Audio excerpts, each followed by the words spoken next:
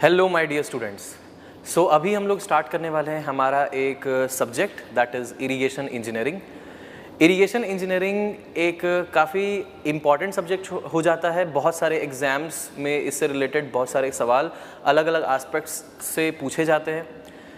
अभी हम लोग जो स्टार्ट कर रहे हैं यहाँ पे इरिगेशन इंजीनियरिंग के बारे में मैं थोड़ा सा आपको इंट्रोडक्शन देना चाहूँगा और इंजीनियरिंग सर्विसेज और गेट में खास करके इसके वेटेज की हम बात करना चाहेंगे कि क्या वेटेज होता है इंजीनियरिंग सर्विसेज और गेट में। इंजीनियरिंग सर्विसेज एग्ज़ाम में इसका जो वेटेज होता है वो प्रीलिम्स की अगर मैं बात करूं तो हमेशा ये बढ़ता हुआ दिख रहा है।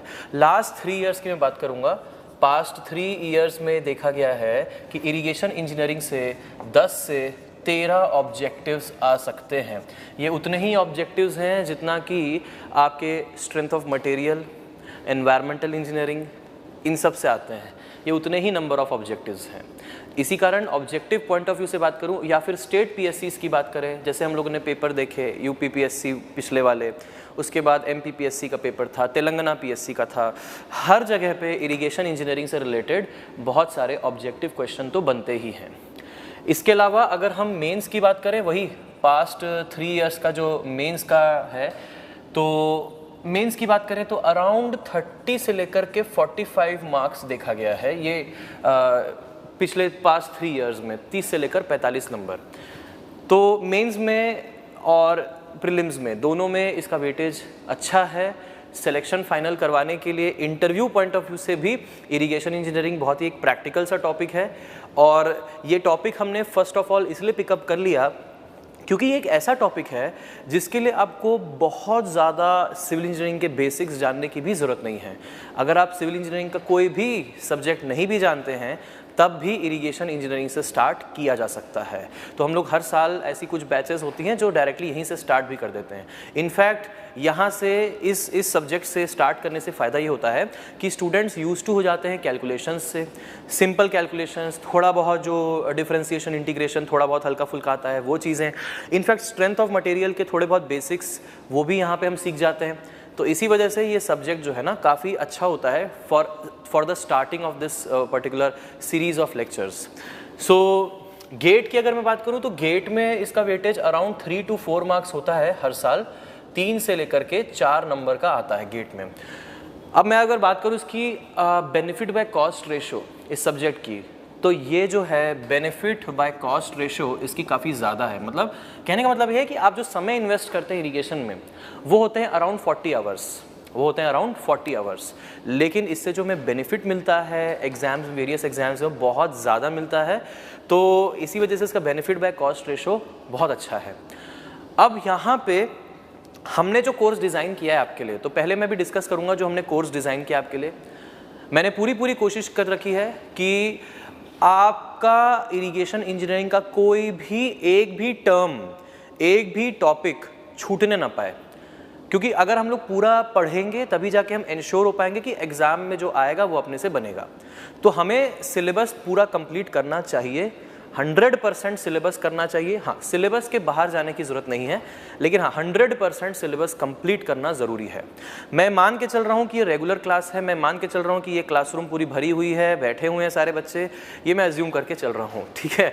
बहुत मुश्किल है ऐसा अज्यूम करना, लेकिन मैं ऐसा मान के चल रहा हूँ।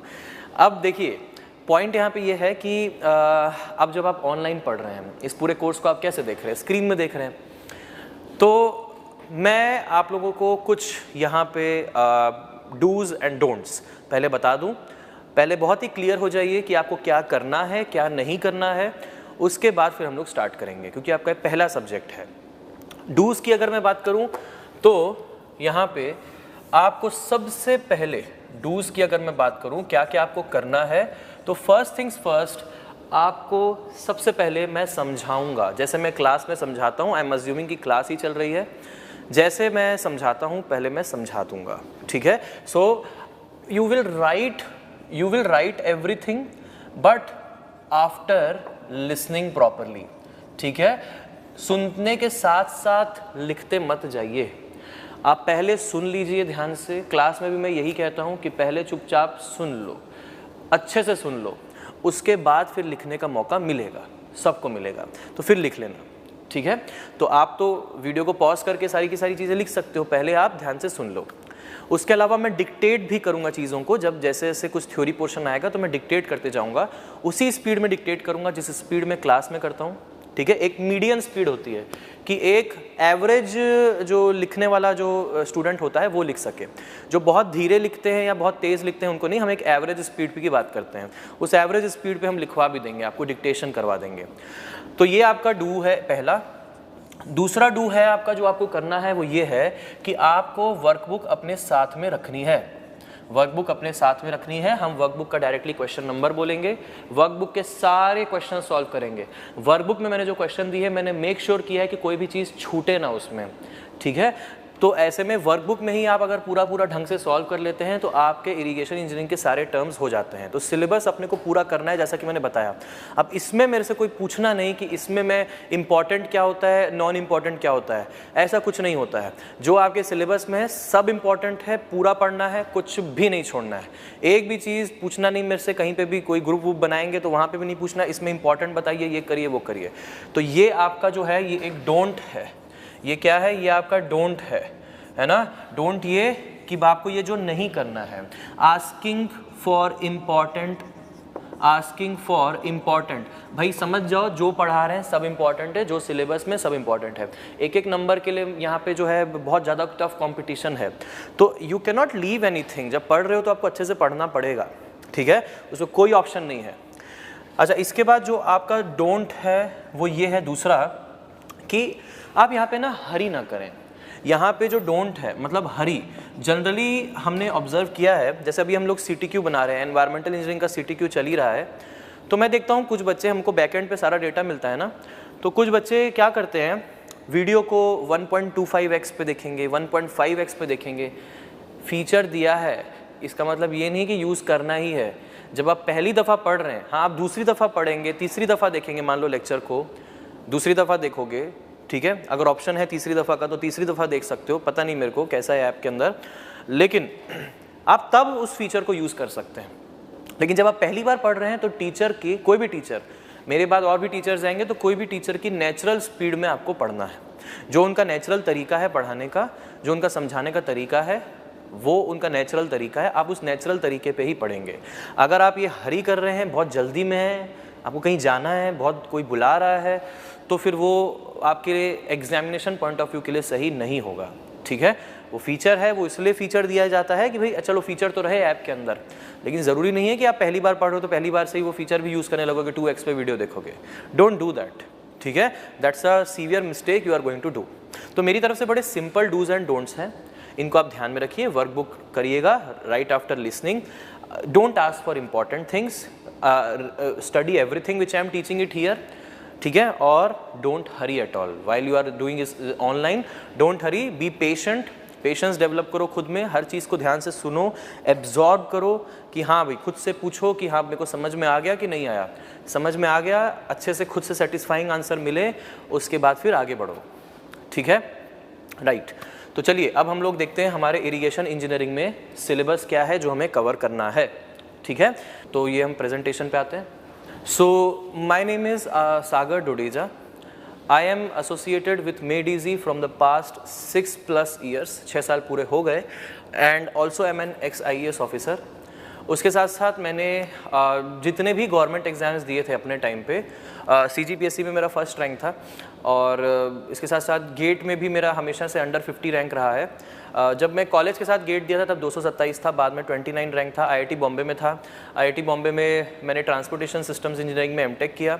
उसके साथ साथ मैंने एनवायरमेंटल इंजीनियरिंग और साथ ही साथ वाटर रिसोर्स इंजीनियरिंग, तो इलेक्टिव लिया था मैंने। पहले सेमेस्टर में एनवायरमेंट, दूसरे सेमेस्टर में इरीगेशन, ऐसा था। हमको इलेक्टिव लेना पड़ता है, तो इलेक्टिव दो इलेक्टिव लेने पड़ते हैं। तो वहाँ पे मैं 2 इलेक्टिव में एक सिविल का सब्जेक्ट चुना था, लेना पड़ता है मतलब एक सिविल का लेना पड़ता है, तो I chose this irrigation engineering 1 and the second one was psychology, ठीक है। तो इस तरीके से मतलब I got to know these things in very much depth because I dedicatedly studied just one subject in the college, for 6 months, and I have been teaching that for the past 6+ years. So इसी कारण आप बड़े ध्यान से समझिएगा जो मैं बताऊंगा, ठीक है। तो मेरा नाम है सागर डोडेजा। अब चलिए बढ़ते हैं आगे और देखते हैं कि हमारे सिलेबस में कोर्स स्ट्रक्चर क्या है देखते हैं, हमने कैसे डिज़ाइन किया है कोर्स को ताकि हर चीज़ कवर हो जाए। सबसे पहला चैप्टर जो हम लोग पढ़ेंगे वो है introduction to irrigation and various methods of irrigation. दूसरा चैप्टर जो हम पढ़ेंगे वो है water logging and quality of irrigation water. तीसरा चैप्टर है वाटर रिक्वायरमेंट फॉर क्रॉप्स। चौथा चैप्टर है कैनाल इरिगेशन। पांचवा है एनालिसिस ऑफ ग्रेविटी डैम्स। छठवां है थ्योरीज ऑफ सीपेज। सातवां है river training and diversion headworks. आठवां है conveyance and regulating structures for canals and ninth है dams, spillways and energy dissipators. इन सारे लेक्चर्स के थोड़ा सा हम डेप्थ में जाते हैं, इन सारे चैप्टर्स के डेप्थ में जाते हैं, क्या क्या हम लोग करने वाले हैं इसमें, थोड़ा एक ओवरव्यू ले लीजिए। Introduction to irrigation and methods of irrigation जो हमारा पहला चैप्टर होगा, बेसिक चैप्टर, जिसको हम लोग अभी इस लेक्चर में स्टार्ट भी करेंगे। तो उसमें हम लोग सबसे पहले बात करने वाले हैं कि इरिगेशन क्या होता है, हमें इरिगेशन की ज़रूरत क्यों पड़ती है, और advantages and disadvantages of irrigation क्या होता है। मतलब कोई भी काम करते हैं तो उसके प्रोज एंड कॉन्स होते हैं। हम वो काम को इसलिए करते हैं क्योंकि प्रोज शायद ज़्यादा होंगे, कॉन्स शायद कम होंगे, है ना। तो इसी वजह से हम लोग देखेंगे इरिगेशन के एडवांटेजेस क्या है, डिसएडवांटेजेस क्या है।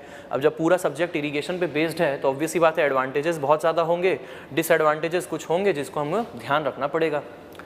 इसके बाद वेरियस टाइप्स ऑफ इरिगेशन, किन किन तरह के इरिगेशन होते हैं, कैसे डिफाइंड है, और किस तरह से इरिगेशन करते हैं, यानी कि टेक्निक्स या फिर methods of water distribution in agricultural field.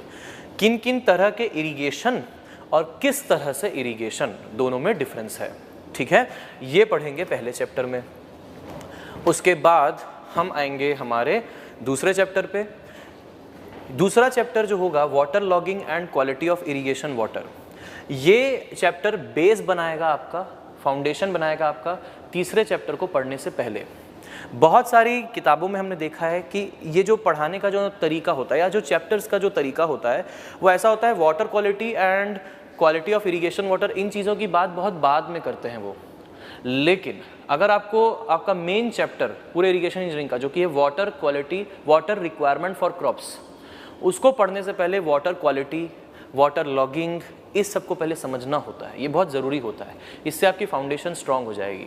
तो पहले हम सेकंड चैप्टर में ये पढ़ेंगे, क्या, causes and effects of water logging. Water logging का मतलब होता है दोस्तों जल भराव, मतलब पानी का किसी जगह पे भर जाना, जल भराव कहते हैं। तो water logging and quality of irrigation water में पहले क्यों होता है वाटर लॉगिंग, क्या क्या इफ़ेक्ट्स होते हैं वाटर लॉगिंग के। दूसरा सैलिनिटी इन सॉइल्स, मतलब सॉइल में जो सॉल्ट होता है, सॉइल में जो सॉल्ट होता है उसकी कॉन्सेंट्रेशन के बारे में बात करेंगे, टाइप्स ऑफ सॉइल के बारे में बात करेंगे, कैसे उसकी वजह से क्रॉप की यील्ड में जो है चेंजेस आ सकते हैं, उसके बारे में यहाँ पे बात करेंगे। उसके बाद reclamation of soil by leaching, एक प्रोसेस है लीचिंग जिससे हम लोग सॉइल को रिक्लेम कर सकते हैं। अगर किसी सॉइल में बहुत ज़्यादा सॉल्ट आ गया है तो इस प्रोसेस की मदद से उसको रिक्लेम किया जा सकता है। तो यहाँ पे देखेंगे, यहाँ पे कुछ न्यूमेरिकल्स भी बन जाते हैं। इसके बाद देखेंगे हम लोग क्वालिटी ऑफ इरिगेशन वाटर। जो ये क्वालिटी ऑफ इरिगेशन वाटर है दोस्तों, ये हम लोग डिस्कस करेंगे एज पर our Indian agricultural research institute recommendations. कहाँ के recommendation? Indian agricultural research institute. इन्होंने पूरे रिकमेंडेशंस दिए हैं कि किस क्वालिटी के पानी को हमें इरिगेशन के लिए इस्तेमाल करना चाहिए, वो नॉर्म्स हम यहाँ पे देखेंगे। इसके बाद हम लोग देखेंगे subsurface system, subsurface drainage system, also called as tile drainage system, ये देखेंगे, ये भी न्यूमेरिकल टॉपिक होता है। इसके बाद चैप्टर नंबर 3 जो कि इरिगेशन इंजीनियरिंग का सबसे इम्पॉर्टेंट चैप्टर कहा जाता है। ऐसा इसलिए कहा जाता है क्योंकि जब मैंने बात की आपसे कि 10 से 13 ऑब्जेक्टिव प्रीलिम्स में देखे जाते हैं, उन 10 से 13 में दोस्तों 40% आप मान सकते हो कि एक ही चैप्टर से होता है। मतलब है हमारे पास 9 चैप्टर, लेकिन आप ये समझ सकते हो कि 10 से 13 में से 4-5 क्वेश्चन तो एक ही चैप्टर में से आपको दिखाई पड़ेंगे और बाकी जो बचे हुए कुछ चैप्टर्स से बाकी सवाल दिखेंगे। इतना इंपॉर्टेंट है ये चैप्टर। इसलिए इंपॉर्टेंट है क्योंकि इरिगेशन किया ही इसलिए जा रहा है कि क्रॉप की ग्रोथ हो सके। अदरवाइज़ अगर क्रॉप के लिए पानी सप्लाई ही नहीं कर पाएंगे तो इरिगेशन करने का कोई मतलब ही नहीं था। तो इसी कारण ये चैप्टर बहुत इंपॉर्टेंट होता है। दूसरी चीज़, ये चैप्टर बहुत कॉन्सेप्चुअल है। यहाँ पे ऐसी कोई चीज़ नहीं मिलेगी आपको जो आपको रटनी है सिवाय कुछ डेफिनेशंस के, सिवाय कुछ डेफिनेशंस के। आपको कोई फार्मूले वार्मूले कोई एम्पेरिकल नहीं है, सब कुछ डिराइव हो जाता है। कुछ basic principles of soil mechanics का इस्तेमाल करके जो हम लोग देखेंगे। तो ये हर चीज़ यहाँ पे बहुत कंसेप्चुअल है। इसमें हम बेसिक टर्मिनोलॉजीज जैसे कि GCA, CCA, base period, delta, duty, इन सब के बारे में बात करेंगे सबसे पहले। दूसरा, सॉइल में जो मॉइस्चर प्रेजेंट है और इरिगेशन कितना करना है, तो सॉइल मॉइस्चर इरिगेशन के बीच में रिलेशनशिप डेवलप करना सीखेंगे, ठीक है। उसके बाद तीसरा, इरिगेशन की एफिशिएंसीज, बहुत सारी एफिशिएंसीज होती हैं इरिगेशन की, उसको देखेंगे। इसके बाद थ्योरी ऑफ कंजम्पटिव यूज़ या फिर इवेपोट्रांसपिरेशन, ये देखेंगे, बहुत इंपॉर्टेंट है ये भी। क्रॉपिंग पैटर्न हमारी कंट्री में हज़ारों सालों से जो फार्मर्स ने किसी किसी जगह पर कुछ एक पर्टिकुलर, हमें पता है ना कि ये जगह इस चीज़ के लिए फेमस है, ये जगह इस चीज़ के लिए फेमस है, हमें पता है छत्तीसगढ़ को धान का कटोरा कहते हैं। तो ये कैसे हुआ है इवॉल्व? ये इवॉल्व हुआ है over a long period of time by understanding the behaviour of the climatic conditions in that area. तो वो हमारे कंट्री में किस तरह का क्रॉपिंग पैटर्न डेवलप हुआ है वो हम समझेंगे, क्या क्या सीजन्स होते हैं क्रॉपिंग पैटर्न से रिलेटेड वो देखेंगे। उसके बाद methods to determine consumptive use, कैसे कंजम्पटिव यूज़ निकलता है, ठीक है। ये सब चीज़ें आएंगी हमारे थर्ड चैप्टर में। इसके बाद हम लोग आते हैं हमारे चौथे चैप्टर में, that is design of canals. Canals का डिज़ाइन, नहर कैनाल का डिज़ाइन, जिसमें कि हम लोग सबसे पहले बात करेंगे हाइड्रोलिक या ज्योमेट्रिक डिज़ाइन ऑफ कैनाल। इसमें अनलाइंड कैनाल्स की बात करेंगे, लाइंड कैनाल्स की बात करेंगे।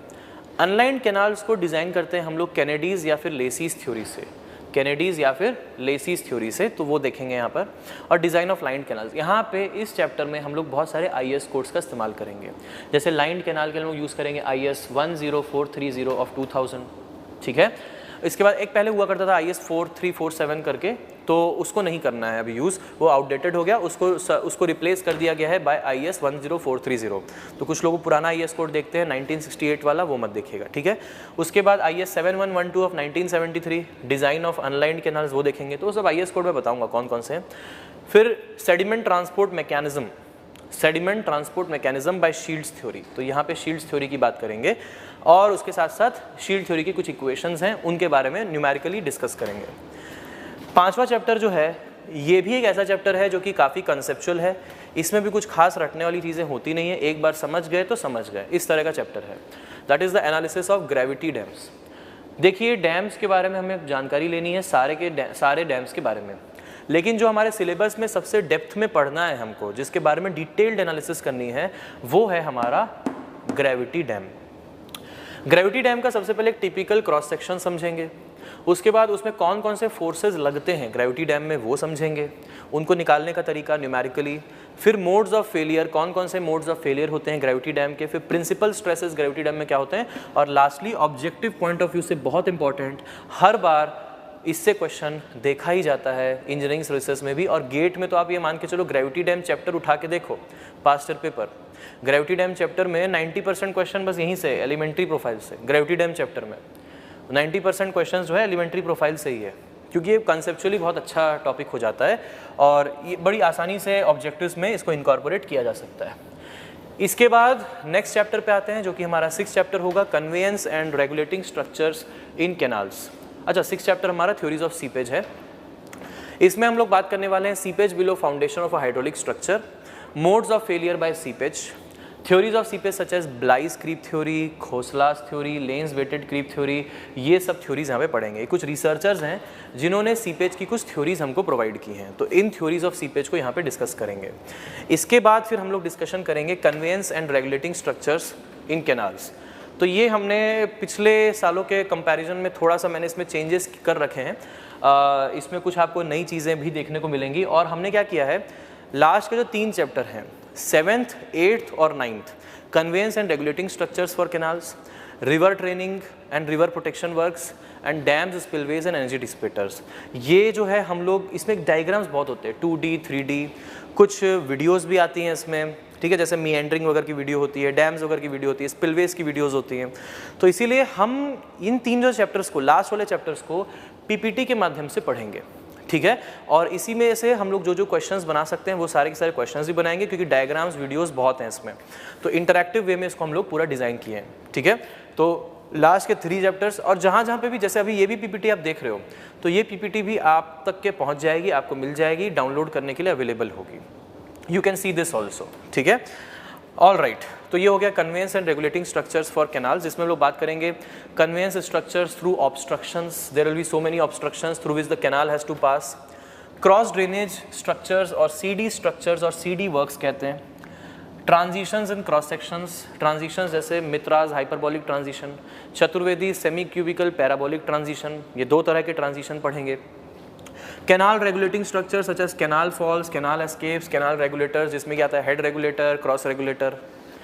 उसके बाद थ्योरी ऑफ आउटलेट्स या फिर मॉड्यूल्स। आउटलेट एक तरह के स्ट्रक्चर्स होते हैं जिनके बारे में हमें डिस्कशन करना है, बेसिक टर्मिनोलॉजीज देखनी है और उसके की डिज़ाइन एस्पेक्ट्स देखने हैं आउटलेट के। आउटलेट क्या होता है ये हम लोग देखेंगे बाद में, ठीक है। इसके बाद है 8th, that is river training structures. अभी मैं ये सब क्यों बता रहा हूँ आपको, इसलिए बता रहा हूँ ताकि जब आपको अभी से पता रहेगा ना क्या क्या टर्म्स हैं, तो जब वो टर्म्स आएंगी तो आपका दिमाग अपने आप एक्टिवेट हो जाएगा कि हाँ ये सब चीज़ें मैंने सुन रखी हैं। इसी कारण मैं इसको बोल बोल के बता दे रहा हूँ आपको पहले से ही टर्म्स को, ठीक है। Is just like having a quick look through a book. जैसे इरिगेशन की बुक आप खरीदोगे तो आप एक क्विक लुक लोगे ना इंडेक्स पे, क्या क्या चीज़ें हैं उसमें, है ना। जब आप पढ़ रहे होगे तो आपको दिमाग में आएगा, तो वही चीज़ हम यहाँ पे अभी कर रहे हैं। तो objectives and classification of river training, types of river training structure such as groins, divide wall, guide banks, marginal bunds, etc.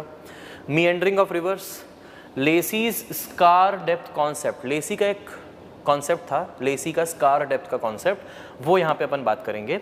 और launching apron as a river bank protection work. Launching apron देखेंगे क्या होता है, river की bank को कैसे protect करता है, ठीक है। रिवर के बैंक जो होते हैं ना दोनों साइड, उनको प्रोटेक्शन देना पड़ता है, तो कैसे होता है वो देखेंगे।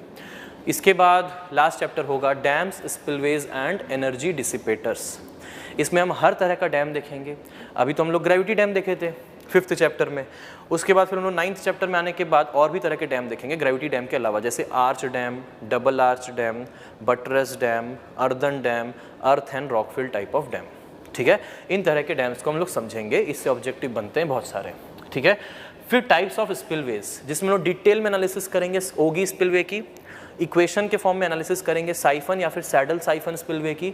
इन दोनों स्पिलवेज को बहुत ही कॉमनली यूज़ किया जाता है, तो इनको हम लोग डिटेल में देखेंगे with the help of equations also. उसके अलावा शाफ्ट स्पिलवे और shoot and side channel spillway, free overflow spillway, ये सब चीज़ें होती हैं, तो वो सब देखेंगे।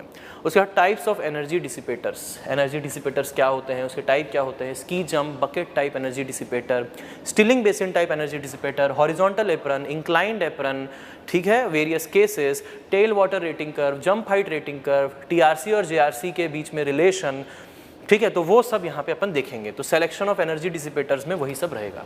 तो these all things will be there in our irrigation engineering.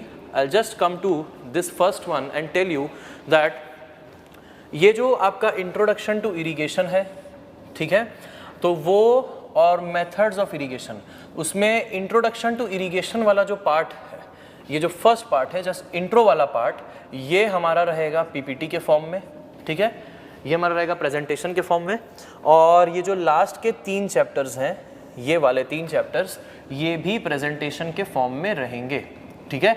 तो ये सब आपको मिल जाएगा, मतलब आपको टोटल अभी जो इंट्रोडक्शन तो भी मैंने किया ही नहीं इरिगेशन का, जस्ट बताया हूँ कि इरिगेशन में क्या क्या करना है। तो ये वाला पीपीटी जो अभी चल रहा है वो, फिर इंट्रोडक्शन टू इरिगेशन वाला पीपीटी दूसरा, तीसरा, चौथा और 5वां, ये 5 आपको मिल जाएंगे। आपको इनसे रिलेटेड जो मैंने यहाँ पे लिखते जाऊँगा साइड में, तो आपको इससे रिलेटेड पहले से ही मटेरियल आपको दे दिया जाएगा, आप समझ लो पहले से ही।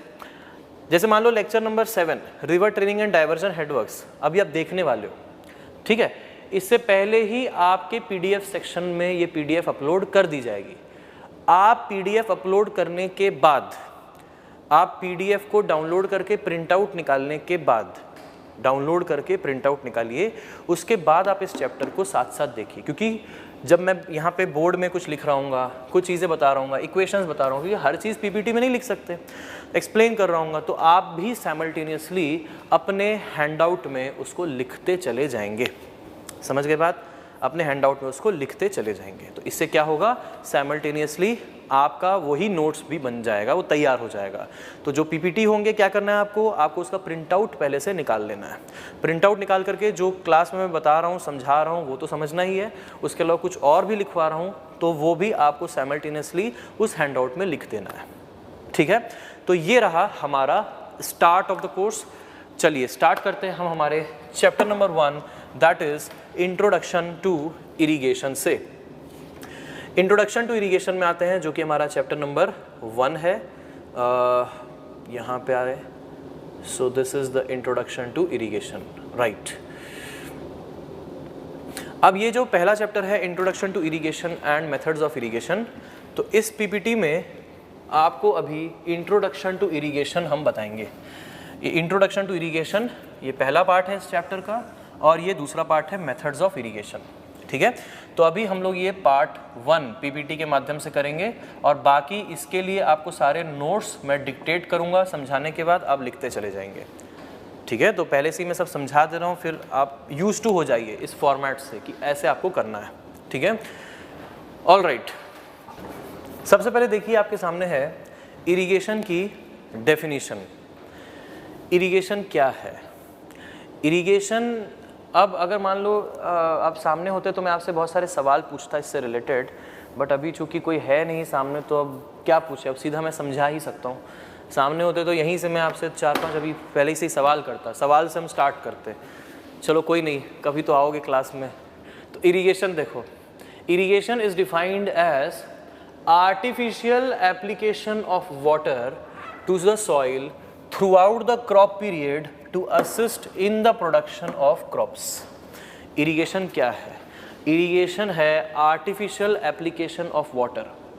आर्टिफिशियली हम किसी पीस ऑफ लैंड पे पानी अप्लाई करते हैं through out the crop period. Through out the crop period मतलब जब तक के क्रॉप फील्ड में है उसको बोलते हैं क्रॉप पीरियड।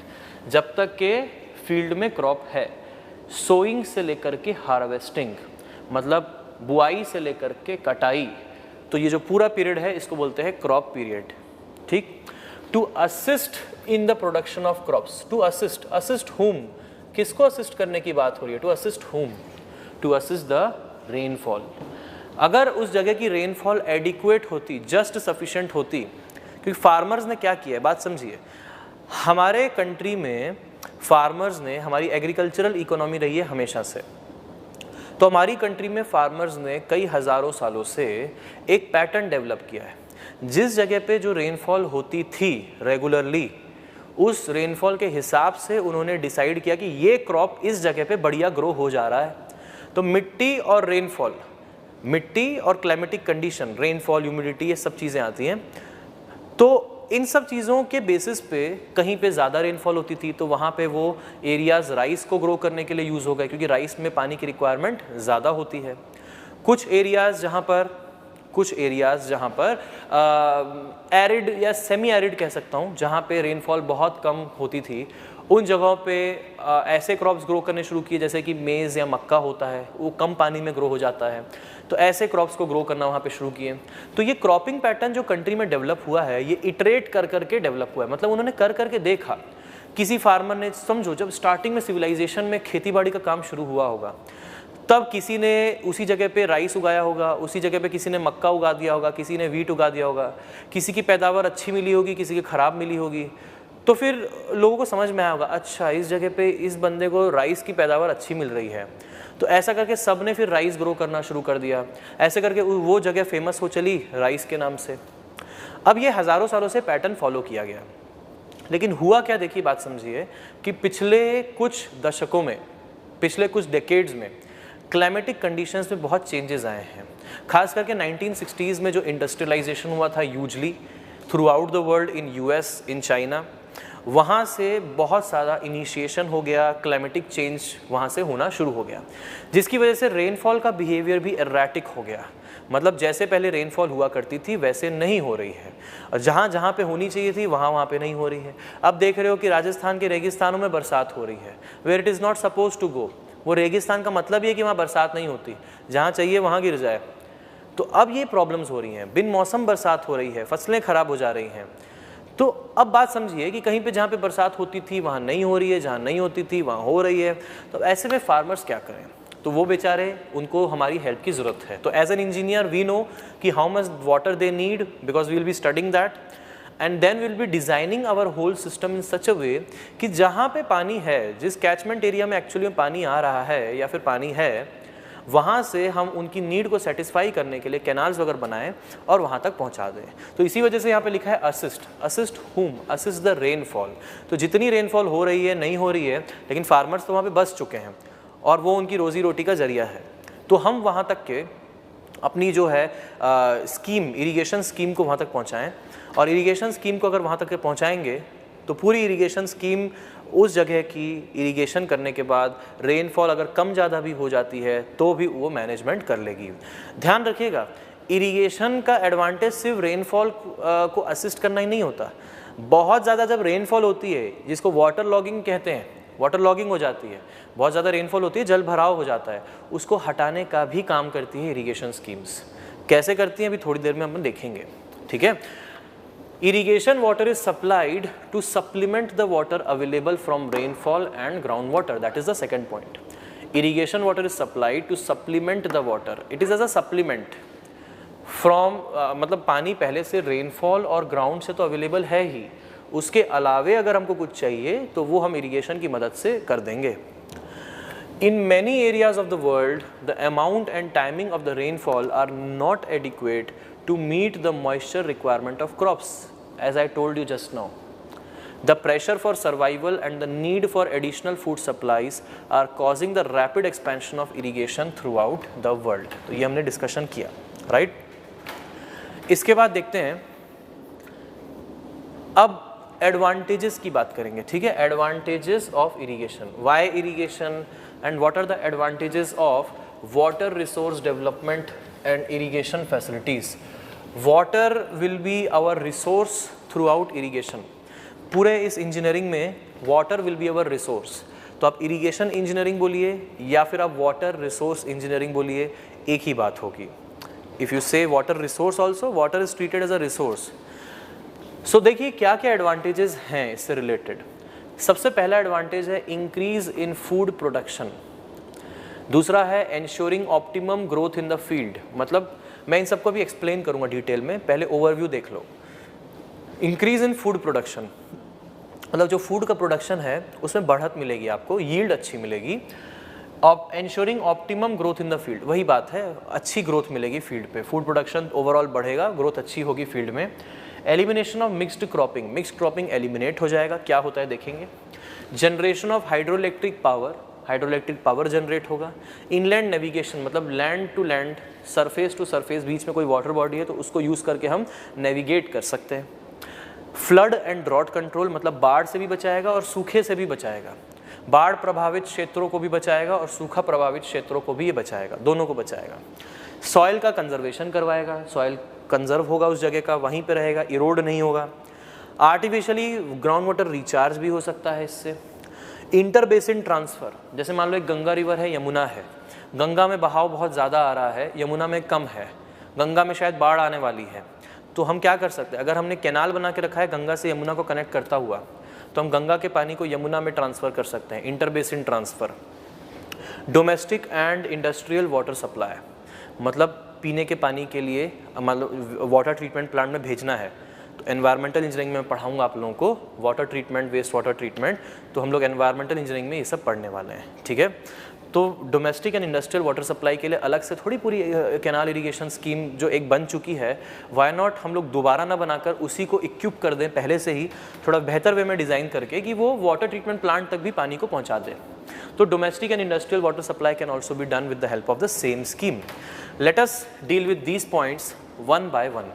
सबसे पहला, increase in the food production, increase in the food production. Exact quantity required can be supplied as different crops have different water requirements. बात समझिए, हर तरह के क्रॉप की रिक्वायरमेंट अलग अलग होती है। तो अगर हमारे पास एक इरिगेशन स्कीम है तो हम हमारे क्रॉप को एग्जैक्ट जितना पानी चाहिए उतना पानी दे सकते हैं। तो एंड द सेम क्रॉप, अगर अच्छा ऐसा भी हो सकता है कि क्रॉप वही है लेकिन it may have different water requirements at different places. क्यों? क्योंकि हर जगह का टेम्परेचर अलग अलग होता है। अगर मैं वही राइस की खेती छत्तीसगढ़ में और वही राइस की खेती एनसीआर रीजन में करूँगा तो एनसीआर रीजन का टेम्परेचर डिफरेंट है, छत्तीसगढ़ का टेम्परेचर डिफरेंट है। छत्तीसगढ़ का टेम्परेचर रिलेटिवली थोड़ा ज़्यादा रहता है, तो वहाँ पे इवेपोरेशन और ट्रांसपिरेशन की प्रक्रिया ज़्यादा होती है, तो वहाँ पे पानी की खपत भी ज़्यादा होती है।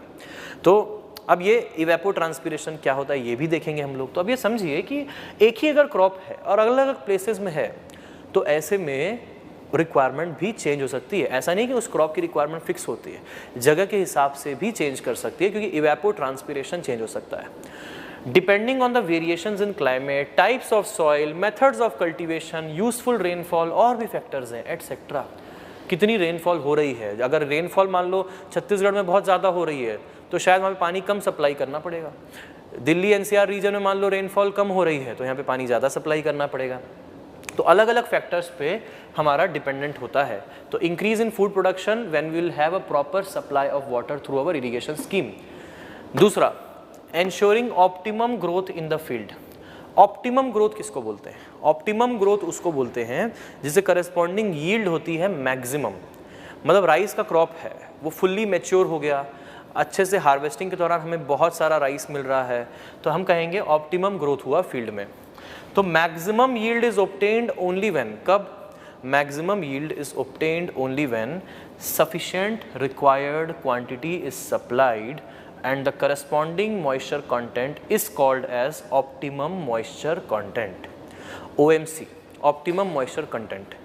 अब यहाँ पे थोड़ा सा ध्यान देंगे आप लोग, सॉइल मैकेनिक्स का OMC और इरिगेशन इंजीनियरिंग का OMC डिफरेंट होता है दोस्तों। सॉइल मैकेनिक्स में जो OMC होता है, ध्यान दीजिएगा, वो डिफाइंड होता है with respect to maximum dry density, वो डिफाइंड होता है with respect to maximum dry density. लेकिन यहाँ पे जो OMC डिफाइंड होता है, ऑप्टिमम मॉइस्चर कंटेंट डिफाइन होता है, it is defined with respect to maximum yield of the crop.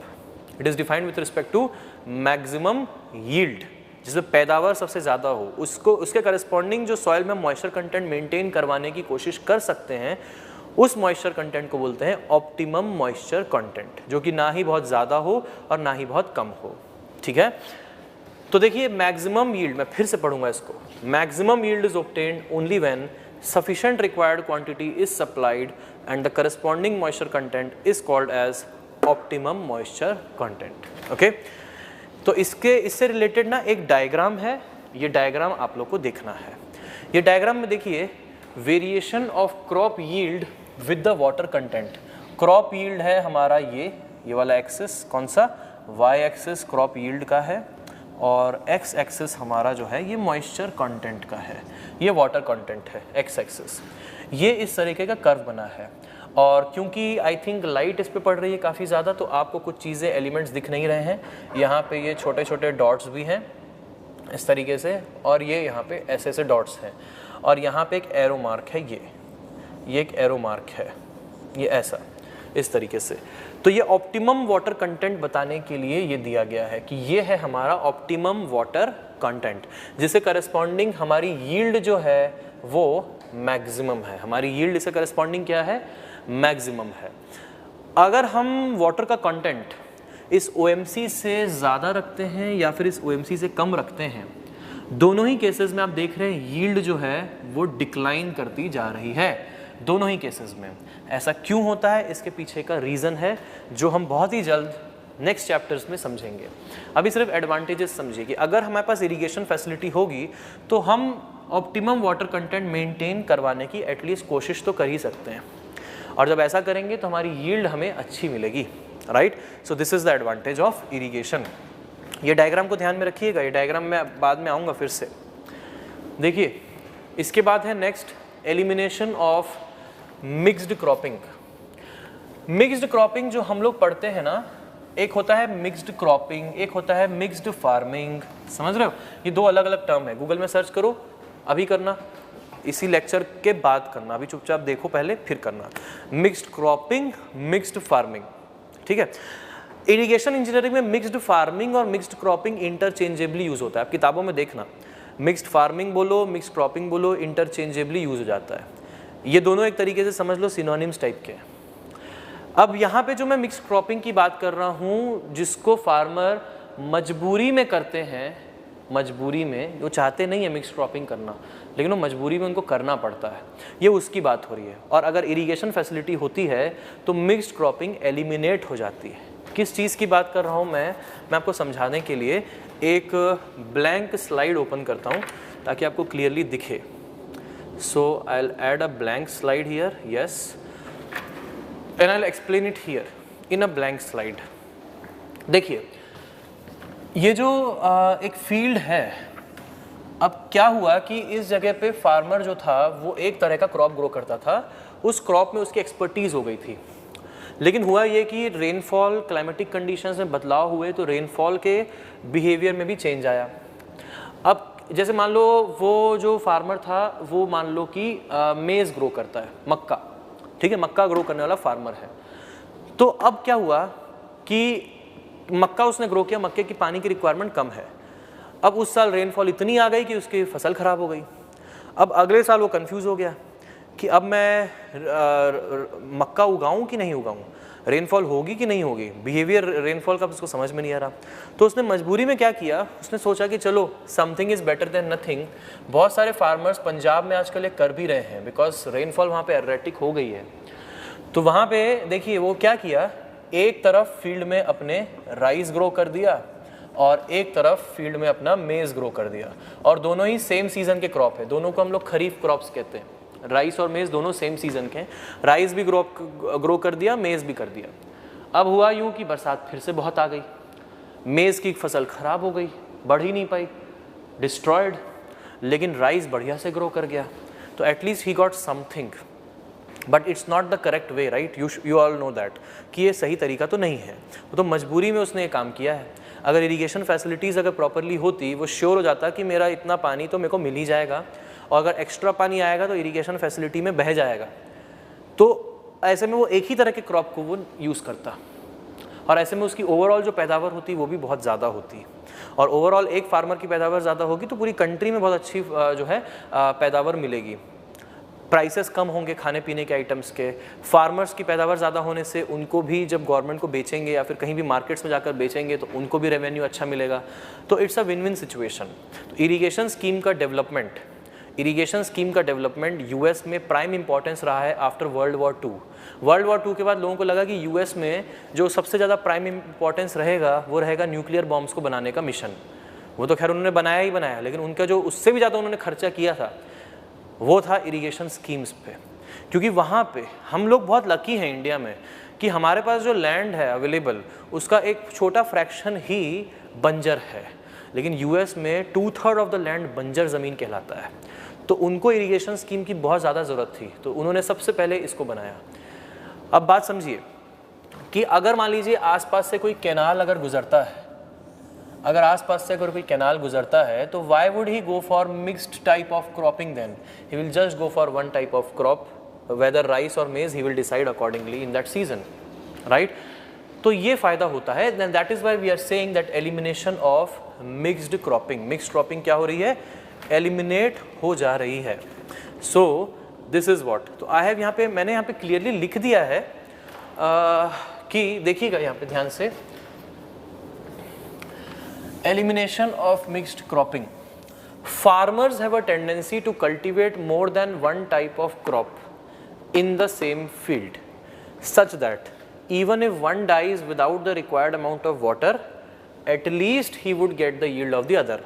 या फिर इसका वाइसा वर्सा कि अगर एक क्रॉप बहुत बुरी तरीके से नष्ट हो गया ज़्यादा पानी की वजह से, तो दूसरा क्रॉप एक ऐसा ग्रो कर रहा है जो ज़्यादा पानी में भी नष्ट ना हो, जैसे कि राइस हो गया, जूट हो गया, इस तरह का क्रॉप हो गया। दिस रिड्यूसेस, अब अगर ऐसा होता है तो this obviously reduces the overall production capacity which can be there in the field. With assured water by irrigation, the farmer would go for only a single variety of crop in one field at any time, which would increase the yield. यहाँ पे मैंने नीचे लिख दिया है आपके लिए कि please note that mixed farming and mixed cropping are being used interchangeably in irrigation engineering, and you have to refer class for clarity in both the definitions. So I have referred the class, right? So I have given you the information. ठीक है, ये उनके लिए है जो लोग बाहर ये पीपीटी वगैरह दे देते हैं और उनको कन्फ्यूजन हो जाता है कि मिक्स क्रॉपिंग चल रहा है, मिक्स फार्मिंग चल रहा है। तो ये मिक्स्ड फार्मिंग, मिक्स्ड क्रॉपिंग मैंने पहले ही बता दिया है, इस पर आप डिफर करना सीखिए, ठीक है। इसके बाद domestic and industrial water supply, some water from the irrigation canals may be utilised for domestic and industrial water supply for the nearby areas. आसपास के एरियाज के लिए डोमेस्टिक इंडस्ट्रियल वाटर सप्लाई के लिए भी हम इसको यूज़ कर सकते हैं। अब बात करता हूँ मैं फ्लड को कैसे कंट्रोल कर पाता है। फ्लड कंट्रोल करने के तरीके होते हैं। इरिगेशन इंजीनियरिंग में हम लोग तो कैनाल्स तो बनाते ही हैं, और आजकल प्रेफरेबली हम किस तरह का कैनाल बनाते हैं, लाइंड कैनाल। तो हम क्या करते हैं, जब कभी भी बाढ़ आती है तो बाढ़ के टाइम पे हमारे कैनाल्स में डिस्चार्ज को रोक देते हैं, और कैनाल्स में हम उस वाटर लॉक्ड एरिया का पानी आने देते हैं, क्योंकि canals will be always made at the point of lowest RL in that area. वो लोवेस्ट आरएल में होंगे उस एरिया के आसपास के एरिया में, तो आसपास के एरिया में जितना पानी इकट्ठा होगा सब कैनाल में ही आएगा, और हम अपने डिस्चार्ज को कैनाल में क्लोज कर दिए। तो ऐसे में वही कैनाल जो पहले पानी कैरी कर रहा था from the reservoir of the dam to the field, अब वही कैनाल पानी कैरी करेगा from the field to outside the field, somewhere in the downstream areas. ऐसे करके उस एरिया से वाटर लॉकिंग को हटा देगा। अच्छा, और भी तरीके हैं फ्लड को कंट्रोल करने के। Provision of various techniques such as flood cushioning. मैं बताऊंगा अभी फ्लड कुशनिंग क्या होता है। कुशन क्या होता है समझते हो, आपके घर में भी है। Embankments and dykes, flood plain zoning, flood proofing etcetera. Flood cushioning पहले बताऊंगा, फिर बताऊंगा एम्बैंकमेंट्स एंड डाइक्स क्या होते हैं, फिर फ्लड प्लेन जोनिंग क्या होती है, और फ्लड प्रूफिंग क्या होती है। तो ये बहुत ही चार कॉमन चीज़ें हैं जिनसे हम फ्लड को भी कंट्रोल कर सकते हैं with the help of the irrigation schemes. सबसे पहले मैं बताता हूँ what is this flood cushioning. इस फ्लड कुशनिंग को पहले मैं बताता हूँ। देखिए, आगे इसकी डेफिनेशंस हैं, बट अभी वर्ड आ गया है तो मैं यहीं पे आपको एक्सप्लेन कर दे रहा हूँ व्हाट इज़ फ्लड कुशनिंग। देखिए, हमारे पास मान लीजिए ये डैम है, ठीक है, ये डैम है, और डैम के पीछे ये देखो, ये हमारा गेट वगैरह है डैम का, और ये पानी भरा हुआ है ऐसा, ठीक। इस तरीके से हम क्या करते हैं जब कभी भी बहुत ज़्यादा रेनफॉल होती है, बाढ़ आने वाली रहती है। एक सीधा मैं केस बता रहा हूँ। इदुक्की डैम में केरला ने क्या किया, केरला में जो इदुक्की डैम है, जब बाढ़ आई थी तो उन्होंने क्या किया, जब रिजर्वायर भरने लग गया था, इसके डैम के पीछे क्या होता है, इसका रिजर्वायर होता है, तो उन्होंने सारे गेट इदुक्की डैम के खोल दिए। तो इदुक्की रिजर्वायर जो है उसमें कितने डैम है, टोटल 3 डैम है। उसमें इदुक्की डैम सबसे बड़ा डैम है, और भी डैम्स हैं। तो उन्होंने क्या किया, सब डैम्स के गेट्स खोल दिए ताकि रिजर्वायर खाली हो जाए। रिजर्वायर को खाली क्यों किया उन्होंने, रिजर्वायर पूरा खाली नहीं होता, रिजर्वायर में उतना ही स्टोरेज खाली होता है जितना हो सकता है, जिसको हम लोग बोलते हैं लाइव स्टोरेज पूरा का पूरा उन्होंने डिस्चार्ज कर दिया डाउनस्ट्रीम एरियाज में। ऐसा इसलिए किया उन्होंने क्योंकि अगर यहाँ पे पानी भरते भरते इसके हाईएस्ट फ्लड मार्क से भी ऊपर चले जाता, जो कि जा रहा था, रेनफॉल बहुत थी, तो ऐसे में स्ट्रक्चर पे भी ज़्यादा स्ट्रेसेस पड़ते। अगर ये स्ट्रक्चर में ज़्यादा स्ट्रेसेस पड़ने की वजह से मान लो स्ट्रक्चर फेल हो गया, तो फिर बहुत बड़ा कैटास्ट्रॉफिक फेलियर होगा, और पूरा रिजर्वायर अगर मान लो ये डैम बांध टूट गया और पूरा रिजर्वायर का पानी डाउनस्ट्रीम एरिया में चला गया, तो समझ सकते हो कितना बड़ा एरिया बाढ़ से ग्रसित हो जाएगा। उसको बचाने के लिए इन्होंने क्या किया कि पहले से ही थोड़ा थोड़ा पानी इसमें से हटाना स्टार्ट कर दिया ताकि डैम में एक्स्ट्रा स्ट्रेसेस ना पड़े, डैम का फेलियर ना हो जाए। मोरओवर, एक बार में सारे गेट्स अगर खोलेंगे और बहुत ज़्यादा डिस्चार्ज हम एक बार में पास करेंगे, तो ऐसे में डाउनस्ट्रीम एरियाज तो वैसे ही पानी से डूब जाएंगे। तो पहले से ही मौसम विभाग ने बता दिया, ठीक है, इंडियन मेट्रोलॉजिकल डिपार्टमेंट ने बता दिया कि भाई ये बाढ़ इस तरीके की आने वाली, रेनफॉल होने वाली है। तो उन्होंने पहले से ही डैम को खोल दिया, गेट्स को खोल दिया। जब उन्होंने गेट्स को खोल दिया तो उसके बाद पानी धीरे धीरे बहना स्टार्ट हो गया। लेकिन फिर भी इतना एक्सपेक्टेड नहीं था कि इतनी ज़बरदस्त बारिश होगी। तो बाढ़ तो आई ही, लेकिन कुछ एरियाज़ तक के हम लोग बाढ़ के पानी को रोक पाए, कुछ एरियाज़ तक के। बहुत सारे एरियाज़ तो डूब भी गए, फिर भी डूब गए। तो ये एक तरीका होता है, अगर ये इफ़ेक्टिव हो जाए तो बहुत अच्छा है। इसको बोलते हैं फ्लड कुशनिंग। जैसे कुशन होता है कि कुशन होता है, जैसे मान लीजिए आपके घर में ऐसा कुशन है, उसमें आप बैठते हैं तो वो इस तरीके से दब जाता है, जब आप उठते हैं तो वापस से फूल जाता है। बिल्कुल वही चीज़ है कि जब फ्लड आने वाला होता है तो हम रिजर्वायर को खाली कर देते हैं, जब फ्लड पास कर जाता है जब फ्लड पास कर जाता है और नेचुरल रिवर का फ्लो आता है तब रिजर्वर को फिर भर लेते हैं। इस तरीके से जो प्रोसेस फॉलो होता है इसी को बोलते हैं फ्लड कुशनिंग। ठीक है, फ्लड कुशनिंग वर्ड आए तो घर के कुशन को याद करना, वहाँ से फ्लड कुशनिंग फिनोमेना समझ आ जाएगा कि क्या किए। इसके बाद है एम्बैंकमेंट्स एंड डाइक्स। ये एम्बैंकमेंट्स एंड डाइक्स क्या होते हैं? एम्बैंकमेंट बोलिए, डाइक बोलिए, एक ही बात है, बट फर्क सिर्फ इतना है कि एम्बैंकमेंट यूजुअली एक जनरल टर्म है, डाइक जो है एक स्पेसिफिक टर्म है। एम्बैंकमेंट छोटे बड़े सभी एम्बैंकमेंट के लिए होता है, मिट्टी के बने हो, सीमेंट कंक्रीट के बने हो, मेजनरी के बने हो, स्टोन के बने हो, ये सभी के लिए होता है। डाइक्स जनरली छोटे एम्बैंकमेंट्स को कहा जाता है। डाइक्स जनरली छोटे एम्बैंकमेंट्स को कहा जाता है। क्या करते हैं इसमें? जैसे मान लीजिए हमारी ये नदी है, रिवर है, अब रिवर में मान लीजिए बाढ़ आ सकती है, आसपास का एरिया वाटर लॉग हो सकता है, तो रिवर के आसपास में मार्जिनल एम्बैंकमेंट्स बना देते हैं। मार्जिनल एम्बैंकमेंट मिट्टी के, कंक्रीट के, कैसे भी हो सकते हैं, रिवर के आसपास में ऐसे एम्बैंकमेंट बना दिए जाते हैं। ठीक है, छोटे छोटे होंगे तो फिर उसको डाइक बोलते हैं। और जनरल वर्ड कौन सा है? जनरल वर्ड है एम्बैंकमेंट, जिसमें सब कुछ इंक्लूड हो जाता है। एम्बैंकमेंट बोलती तो समझ लो डाइक भी बोलती है, ऐसा है। ठीक है, अब क्या होगा, अगर बाढ़ आती है, रिवर में पानी राइज करता है, तो ये एम्बैंकमेंट तक के पानी तो होल्ड हो ही पाएगा। तो हम पहले से प्रोजेक्शन करते हैं कि कितना लेवल तक मैक्सिमम पानी जा सकता है, उसके हिसाब से एम्बैंकमेंट की हाइट जो है फिक्स होती है। अब इसके बारे में और बात करेंगे हम लोग हमारे रिवर ट्रेनिंग स्ट्रक्चर्स में। ठीक है, इसके बाद flood plain zoning. Flood plain zoning में हम क्या करते हैं, जो निचले हिस्से हैं उनको अलग जोन बनाते हैं, ऊपर वाले हिस्सों को अलग बनाते हैं।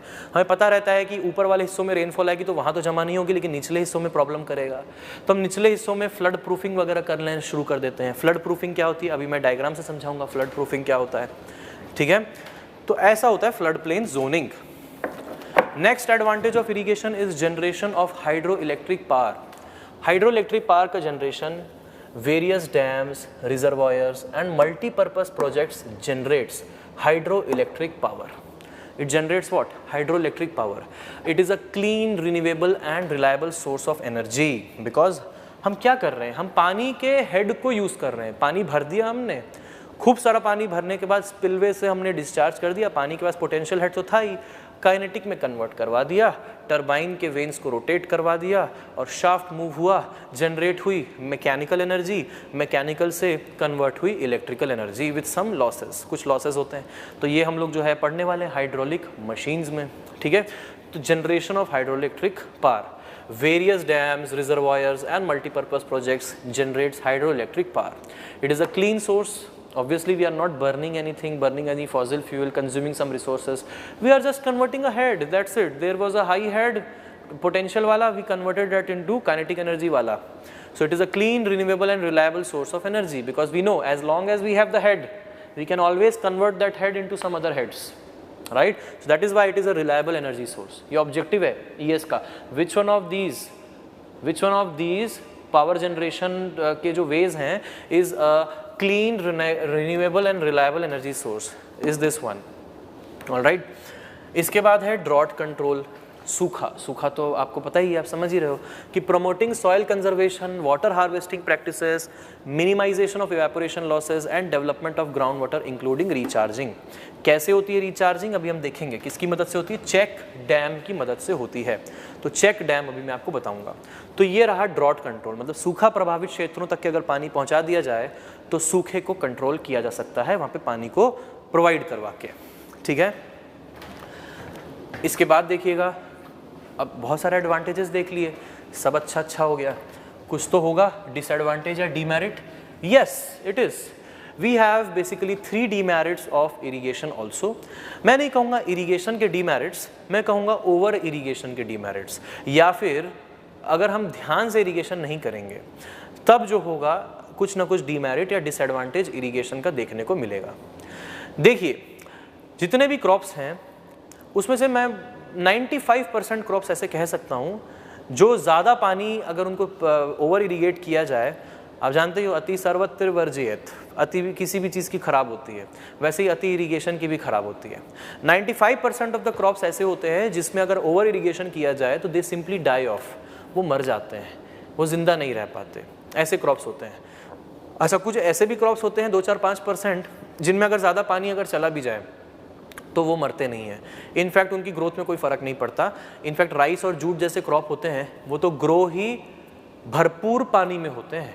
पानी फील्ड में लबालब भरा रहता है, खूब सारा पानी भरा रहता है। अगर आप कोई फार्मिंग बैकग्राउंड से हैं तो आप इस चीज़ को बहुत अच्छे से रिकॉल कर पा रहे होंगे कि अगर राइस की खेती होती है तो जब हम लोग पैडी बनाते हैं, पैडी उगाते हैं, पैडी क्या होता है, छोटे छोटे राइस के जो पौधे होते हैं उनको पैडी बोलते हैं। तो पैडी में क्या करते हैं, पैडी में हम लोग जो फील्ड होती है उस फील्ड में छोटे छोटे राइस के एक पहले एक corner of the field decide कर, जैसे मान लो एक क्लासरूम पूरी एक फील्ड है तो मैं एक कॉर्नर में पहले पैडी ग्रो करूँगा। उसके बाद एक बार पैडी सफिशिएंट हाइट में ग्रो हो गया 15-20-25 सेंटीमीटर तक, तब मैं उसको फिर मेन फील्ड में ट्रांसफ़र करूँगा क्योंकि अब वो फैलेगा और जगह हमने वहाँ पे कम दी थी, तो फिर उसको हम यहाँ से उठाकर फिर मेन फील्ड में डालेंगे, है ना। ऐसा किया जाता है। तो आप जानते हो कैसे करते हैं? आप जानते हो राइस की खेती देखे हो क्या ऐसी होती है कि नहीं, है ना। तो भरपूर पानी रहता है, खूब सारा पानी भरा रहता है। हमारे छत्तीसगढ़ में बहुत सारी राइस की खेती होती है, तो हमारे आसपास में हम लोग देखते ही रहते हैं ये सब चीज़ें, ठीक है। और तो ये देखो, ओवर इरीगेशन में cause water logging which reduces crop yield. इसी वजह से मैंने यहाँ पे लिखा है the roots of not all plants, the roots of most plants require oxygen for respiration. ज़्यादातर प्लांट्स के लिए जो रूट्स जो होते हैं ना वो रेस्पिरेशन का जरिया होते हैं। रेस्पिरेशन दो जगहों से होता है, रूट्स से होता है और लीव्स से होता है, दोनों जगह से होता है। लेकिन राइस का एक एक्सेप्शन है, राइस में जो रेस्पिरेशन होता है रूट से नहीं होता। Roots are responsible only for water and leaves are responsible for respiration. तो ऐसे में राइस में अगर रूट जोन में पानी लबालब भर भी जाए तो भी कोई प्रॉब्लम नहीं होती, ठीक है। तो अगर बाकी प्लांट्स की मैं बात करूं, बाकी मोस्ट प्लांट्स की बात करूं, तो hence full saturation leads to restricted growth. पूरा सैचुरेट कर देंगे तो ग्रोथ कम हो जाएगी। लेकिन however exception is rice, jute और भी अदर क्रॉप्स होते हैं which require standing water for its growth. ठहरा हुआ पानी उनको चाहिए, नहीं होगा तो ठीक से ग्रो भी नहीं कर पाएंगे। And supply of oxygen to the roots, कैसे आता है रूट्स में ऑक्सीजन? रूट्स में भी तो ऑक्सीजन चाहिए, रूट्स में भी रेस्पिरेशन हो रहा है। वहाँ पे पहुँचता है कहाँ से? लीव्स से पहुँचता है। And the supply of oxygen to the roots is made from the leaves. Got it?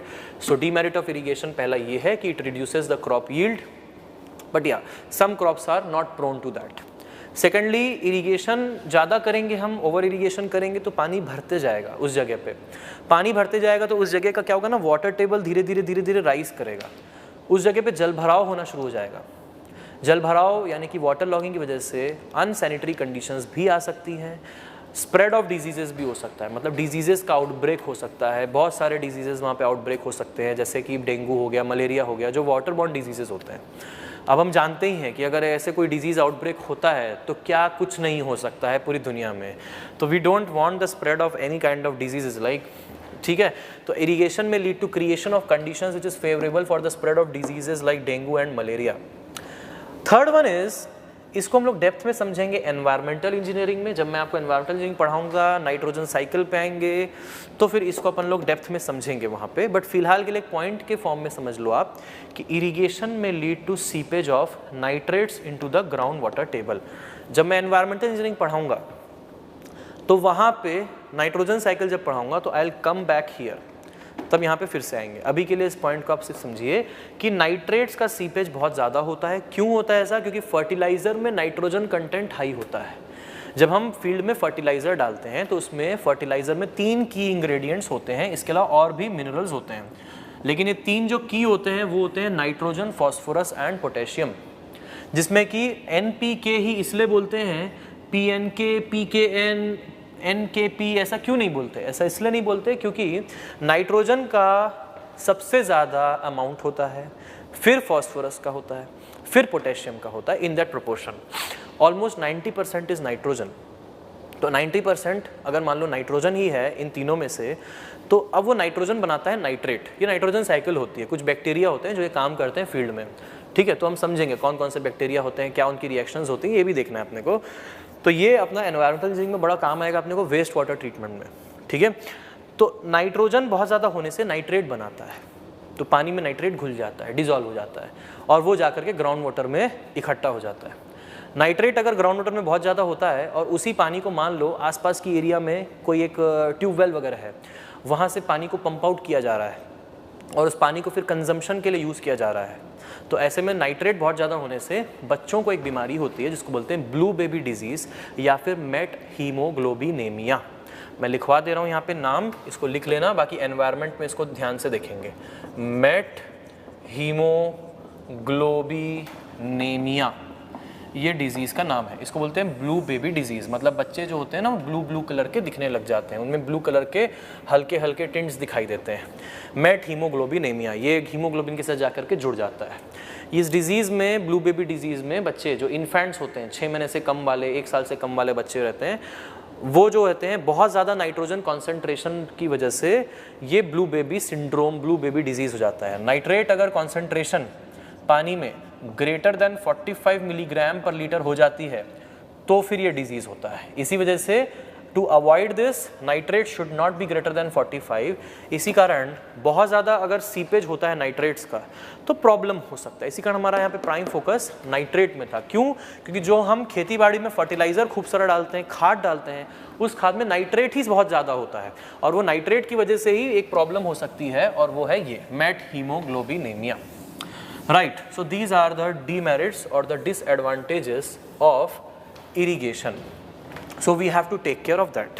All right. इसके बाद बात करते हैं हम आगे various types of irrigation. किन किन तरह के irrigation होते हैं, types, किस तरह से नहीं, दोनों चीज़ों में डिफरेंस है, बड़े ध्यान से समझो। किन किन तरह से और किस तरह से।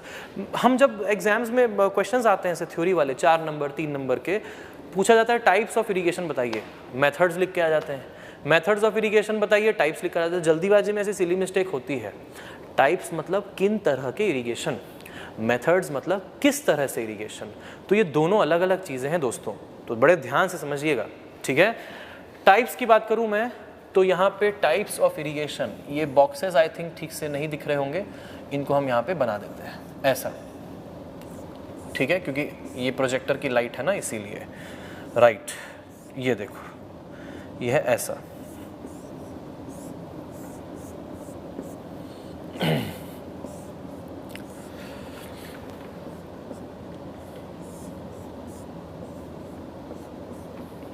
ऐसा है। देखिए, टाइप्स ऑफ इरिगेशन में बेसिकली हम लोग 2 तरीके से इरिगेशन को डिफाइन कर सकते हैं। एक है सरफेस इरिगेशन और दूसरा है सब surface irrigation. Surface irrigation and सब सरफेस इरिगेशन। सरफेस इरिगेशन का मतलब ये होता है कि अगर हम सरफेस में, मतलब ये मान लो सरफेस है, मेरा हाथ सरफेस है और पानी मेरे को सरफेस में जाता हुआ दिख रहा है, पानी मुझे सरफेस में जाता हुआ नज़र आ रहा है, सरफेस से दिख रहा है पानी। तो ऑल सच मेथड जहाँ पे सरफेस से फील्ड में पानी आ रहा है उसको बोलेंगे सरफेस इरिगेशन। सब सरफेस इरिगेशन वो है टाइप ऑफ इरिगेशन जिसमें कि ये मान लो मेरा सरफेस है और पानी सरफेस से नहीं दिख रहा है, कहीं नीचे से ही पानी अवेलेबल हो रहा है। अब वो नेचुरली भी हो सकता है, आर्टिफिशियली भी हो सकता है, वो नेचुरली भी हो सकता है, आर्टिफिशियली भी हो सकता है। तो that is the sub surface irrigation. अब सरफेस इरिगेशन के भी 2 टाइप हैं, फ्लो इरिगेशन और लिफ्ट इरिगेशन। फिर फ्लो इरिगेशन के भी 2 टाइप है, पेरिनल इरिगेशन एंड फ्लड और इनंडेशन इरिगेशन। सब सरफेस इरिगेशन की भी 2 टाइप है, नेचुरल और आर्टिफिशियल इरिगेशन। अब मैं पहले सब सरफेस बताता हूँ, फिर यहाँ पे आते हैं। सब सरफेस का मतलब मैंने आपको बताया कि अगर मान लीजिए पानी सरफेस से जाता हुआ नहीं दिख रहा है, कहीं नीचे से पानी जा रहा है, सरफेस के नीचे से, जो हमको दिखाई भी नहीं दे रहा, ऐसे में हम बोलेंगे सब सरफेस मेथड ऑफ इरिगेशन। ऐसे मेथड को भी हम सब सरफेस मेथड कह सकते हैं, जिस तरीके से हम डालेंगे वो सब सरफेस मेथड होगा, ठीक है। अब यहाँ पे कुछ जो रिसर्चर्स है वो आर्ग्यू करते हैं, वो कहते हैं कि नेचुरल को यहाँ पे इंक्लूड करो ही नहीं। कुछ रिसर्चर्स यहाँ पे आर्ग्यू करते हैं कि नेचुरल को यहाँ पे इंक्लूड करो ही नहीं। क्या बता सकते हो ऐसा क्यों बोलते होंगे वो लोग? उनके पीछे भी उनका लॉजिक है। वो बोले कि आपने डिफाइन किया इरिगेशन इंजीनियरिंग को, irrigation is the artificial application of water. तो जब आप टाइप्स ऑफ इरिगेशन बोल रहे हो तो नेचुरल की बात ही क्यों कर रहे हो? जब इरिगेशन का मतलब ही है आर्टिफिशियल एप्लीकेशन, इरिगेशन का डेफिनेशन क्या था? Artificial application of water. तो जब डिफाइंड ही है आर्टिफिशियल एप्लीकेशन ऑफ वाटर, तो जब टाइप्स ऑफ इरिगेशन में जा रहे हो तो नेचुरल इरिगेशन क्यों बोल दे रहे हो? आप तो अपनी डेफिनेशन को ही कॉन्ट्राडिक्ट कर दिए। इरिगेशन की डेफिनेशन थी आर्टिफिशियल एप्लीकेशन ऑफ वाटर, यहाँ पे आप बोल रहे हो नेचुरल सब सरफेस मेथड ऑफ इरिगेशन। ऐसा कैसे हो गया? तो ये उनकी बात सही है, लेकिन फिर दूसरे रिसर्चर्स होते हैं वो लोग ने क्या कहा, इसको यहाँ पे रखना ज़रूरी है। इसलिए ज़रूरी है क्योंकि अगर नेचुरली कुछ पानी प्रेजेंट है तो हम यहाँ पे कैलकुलेट कर पाएंगे और उसकी वजह से हम ये देख पाएंगे कि हमें आर्टिफिशियली कितना देना है। नेचुरली जितना प्रेजेंट होगा वहाँ से फिर आर्टिफिशियली हमें कितना प्रोवाइड करना है by some method of irrigation, तो वो हम समझ पाएंगे, तब जाके टोटल हम क्रॉप की नीड को सेटिस्फाई कर पाएंगे। इसलिए कुछ किताबों में आपको, ये जो रिसर्चर्स क्या है, किताब लिखते हैं रिसर्चर्स है ना, उनका तो काम है, तो कुछ किताबों में क्या होगा ना, आपको ये दिखेगा ही नहीं natural, directly subsurface method of irrigation में नीचे आर्टिफिशियल और उसका एक मेथड का नाम लिख देते हैं ड्रिप इरिगेशन, ऐसे लिख देते हैं कुछ जगहों पे, और कुछ जगहों पे ये दोनों चीज़ें लिखी रहती है। तो मैंने आपको दोनों बता दी यहाँ पे, दोनों जो लिखा रहता है बुक्स में, लेकिन मैं ये एक्सपीरियंस किया हूँ, मेरा एक्सपीरियंस है ये कि दोनों लिखना चाहिए। दोनों इसलिए लिखना चाहिए, अपन को तो गेट और ईएससी की बात करें ना एग्जाम की, तो अपने को तो वहाँ पे कैलकुलेशन करना रहता है। तो अगर अपन नेचुरल को भूल गए, मान लो ग्राउंड में पहले से कुछ पानी प्रेजेंट है, वो है हमारा नेचुरल सबसरफेस इरिगेशन। तो अगर ग्राउंड में पहले से पानी जितना प्रेजेंट है तो हम सप्लाई क्यों करें, वो तो वेस्टेज ऑफ वाटर है, क्योंकि हम क्या पढ़ रहे हैं, हम पढ़ रहे हैं वाटर रिसोर्स इंजीनियरिंग। तो कैलकुलेशन पॉइंट ऑफ व्यू से अगर मैं बात करूँ तो मेरे क्रॉप को, मान लो ये हमारा क्रॉप है और अगर क्रॉप को ज़रूरत है लेट अस सपोज 5 mm पानी की, मतलब 5 mm पानी की ज़रूरत है, और मान लो 2 mm नेचुरली प्रेजेंट है पहले से, तो हम 5 mm क्यों सप्लाई करेंगे। तो पहले पता हो कि नेचुरली इरिगेशन इसका हो रहा है, नेचर कर रहा है इसका इरिगेशन, हम नहीं कर रहे, नेचर कर रहा है इरिगेशन। तो हम जो सप्लाई करेंगे आर्टिफिशियली वो हम 3 mm ही करेंगे किसी न किसी मेथड से आर्टिफिशियली। तो इस तरीके से ये कैलकुलेशन में हेल्प करता है। अगर आपके बैक ऑफ द माइंड में ये दोनों सबसरफेस मेथड ऑफ इरिगेशन होंगे तो ये आपको कैलकुलेशन में हेल्प करता है। तो इसी कारण डोंट वरी अबाउट दैट कि भाई इरिगेशन की डेफिनेशन आर्टिफिशियल थी, यहाँ पे नेचुरल वाला कैसे इरिगेशन में लिया गया, ये इसलिए लिया गया, ले भी सकते हो नहीं भी ले सकते हो, यहाँ पे मैंने इसलिए लिया है ताकि हम भूलें ना, और हम यहाँ पे अब अगर एग्जाम में अगर पूछेगा तो आप ये लिख सकते हो, क्योंकि कुछ रिसर्चर्स ऐसा कहते हैं, कुछ उनको आर्ग्यू करते हैं, everybody has the right of opinion, right. So कुछ रिसर्चर कहते हैं, कुछ आर्ग्यू करते हैं। तो आप अगर ये लिखते हो या फिर आप ये नेचुरल हटा करके सिर्फ आर्टिफिशियल भी लिखते हो, दोनों एग्जाम में सही ट्रीट किए जाएंगे, ठीक है। ऐसा नहीं है कि एक गलत होगा एक सही होगा, कोई गलत कोई सही नहीं होता इन सब चीज़ों में। हाँ, न्यूमेरिकली कोई बात होती है तो फिर गलत सही हो सकता है, यहाँ पे थोड़ा सा ये लोग अपने पर्सनल एस्पेक्ट की बात कर रहे हैं, ठीक है। लेकिन ऐसे याद रखने से फायदा ये होगा कि कैलकुलेशन में हम गड़बड़ियाँ कम करेंगे, ठीक है। All right, so that is the subsurface irrigation, natural and artificial. Coming to the surface. Surface जैसा कि मैंने बताया, अगर surface के ऊपर से पानी डिस्चार्ज हो रहा है, उसमें एक होता है फ्लो, उसमें होता है एक लिफ्ट। एक्चुअली 2 केसेस होते हैं। हमारी जो फील्ड है जहाँ पे हमें पानी चाहिए, तो हो सकता है हमारा पानी का जो सोर्स है वो फील्ड के से ऊपर है, या फिर हो सकता है हमारा पानी का सोर्स फील्ड से नीचे है, ऐसा कुछ हो सकता है कि हमें पानी किसी कुएं से निकालना है, वेल से निकालना है, वेल में पानी है, तो यहाँ पे हमें क्या करना होगा, पानी को पंप की मदद से लिफ्ट करके फिर फील्ड पर डालना होगा। That is called as lift irrigation, जिसमें एक्सटर्नल एनर्जी की ज़रूरत पड़ जाती है in the form of pumps usually, ठीक है। मैकेनिकल भी हो सकता है, मतलब ऐसे अपना खींच के भी जो पुराने ज़माने में करते थे कुएं से पानी निकाल करके, वैसा भी कर सकते हैं। आजकल पंप का इस्तेमाल होता है। दूसरा, अगर मान लीजिए कैनाल जो है वो ये है, कैनाल ये नहर है, ये कैनाल है, और पानी ऊपर है और फील्ड नीचे है, तो क्या करते हैं यहाँ पे छोटे छोटे चैनल्स बनाते हैं, बीच बीच में से कट लगाएंगे। अभी कट ऐसे आपको दिखेगा नहीं 2D में, 3D में इमेजिन करो कि बीच बीच में कट लगाएंगे और चैनल बना करके फील्ड तक के पानी को पहुँचाया जाएगा, और ये फ्लो होगा विद द हेल्प ऑफ हुम, with the help of gravitational force, and that is why it is called as flow irrigation. ये सिंपली फ्लो कर जाता है टू द फील्ड, और जब हमको लगता है कि फील्ड तक सफिशिएंट पानी पहुंच गया, हम फिर वो जो कट होता है उसको फिर क्लोज कर देते हैं। फील्ड तक पानी पहुंच गया, ओवर इरिगेशन करना नहीं है तो उसको क्लोज कर देते हैं, इसको बोलते हैं फ्लो इरिगेशन। तो flow irrigation and lift irrigation. अब फ्लो इरिगेशन में भी देखिए पेरिनियल और फ्लड और इनंडेशन है। पेरिनियल इरिगेशन उसको बोलते हैं कि अगर आपके कैनाल में या फिर कोई रिवर में पानी साल भर होता है, पेरिनियल रिवर है, पानी साल भर है, पेरिनियल रिवर है, तो ऐसे में ये एक पेरिनियल इरिगेशन, फ्लो इरिगेशन कहलाएगा। मतलब आप जब चाहें तब पानी को ले सकते हैं, आप जब भी चाहें पानी को कंज्यूम कर सकते हैं। इनंडेशन या फ्लड इरिगेशन वो होता है कि जब आपके पास पानी अवेलेबल पेरिनियली न हो करके एक पर्टिकुलर ड्यूरेशंस में ही अवेलेबल हो, तो जैसे फॉर एग्जांपल कि मान लीजिए कैनाल है, कैनाल में पानी पूरा समय अवेलेबल नहीं है। एग्जांपल के तौर पर मैं आपको बताता हूँ, देखो आगे का एक डायग्राम है, ये मैं आपको दिखाता हूँ। ये देखो, ये भाखड़ा का मेन कैनाल है। ये क्या है? ये भाखड़ा का मेन कैनाल है हरियाणा में। इस कैनाल में हर रोज पानी नहीं आता। ये भाखड़ा जो इरिगेशन स्कीम है ना, भाखड़ा इरिगेशन स्कीम में कितने डैम्स हैं ये पता होना चाहिए। How many dams are there in Bhakra scheme? There are 2 dams. कौन कौन से? भाखड़ा डैम और नंगल डैम। ठीक है, तो ये भाखड़ा का मेन कैनाल है, भाखड़ा का मेन कैनाल है। ये हर रोज नहीं आता इसमें पानी, इसमें हफ्ते में 2 दिन पानी आता है यूजुअली। अब वो हफ्ते में 3 होगा, कभी 4 भी हो सकता है, लेकिन यूजुअली हफ्ते में 2 दिन पानी इसमें रिलीज किया जाता है, छोड़ा जाता है। तो जब जब इसमें पानी छोड़ा जाता है तब तब आसपास के फार्मर्स बीच बीच में बने रहते हैं, कैनाल में गेट्स बने रहते हैं, तो वहाँ से पानी निकल जाता है। एक गेट वहाँ पे भी हो, जो आपको शायद दिख रहा होगा, नहीं दिख रहा होगा, ये गेट यहाँ पे भी है, यहाँ से पानी इधर इधर जा सकता है। ठीक है, वहाँ पे है एक गेट।